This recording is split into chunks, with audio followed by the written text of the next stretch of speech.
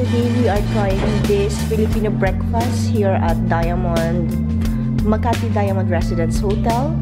Of course, with my Japanese bebes.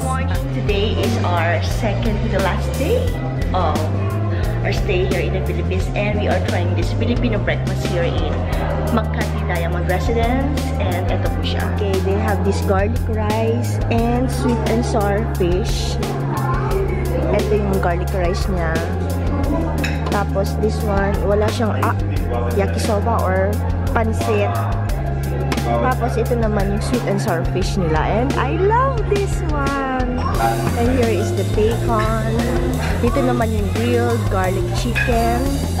Tapos dito naman is the corned beef, itlog na maalat, tortang alimasag, dried pusit, dilis, and I think that's tanglin.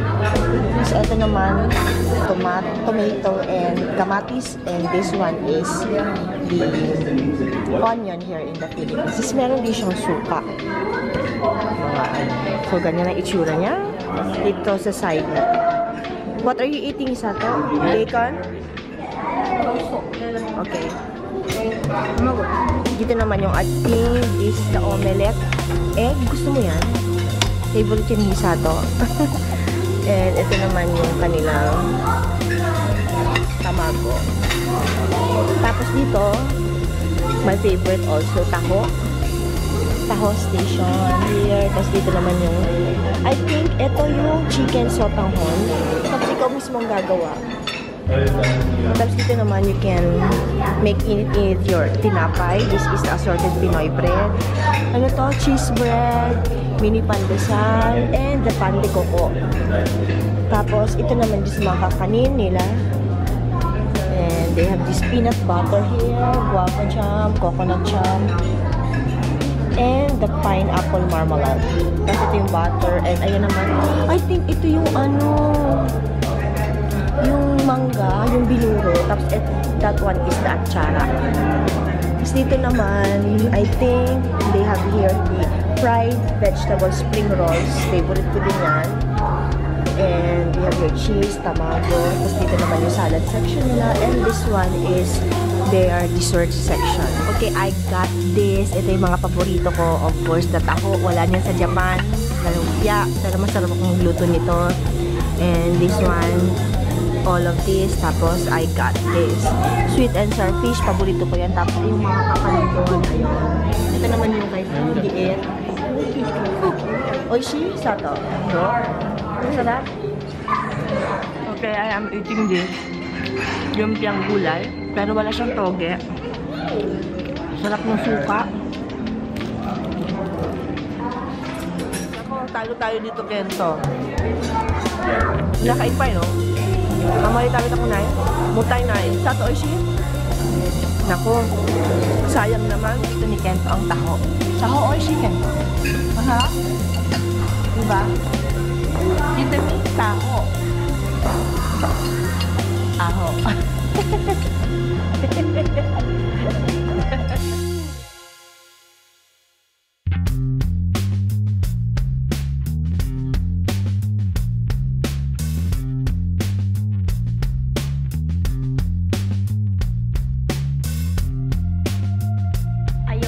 Nabusog na naman ako ng Philippine cuisine. At talagang ang sarap. Wala talagang diet sa Pilipinas. So tomorrow naman, itatry na naman natin yung isang breakfast dito sa Makati Diamond Residence Hotel. See you tomorrow! Good morning, vlog! Yes! Today is our second day here in Manila, Makati Diamond Residence Hotel. So this is the breakfast buffet here in Makati Diamonds. So this is a continental breakfast. Of course, scrambled egg katulad kahapon. Egg station. Wow, this is so nice. Sato, na ni taberu?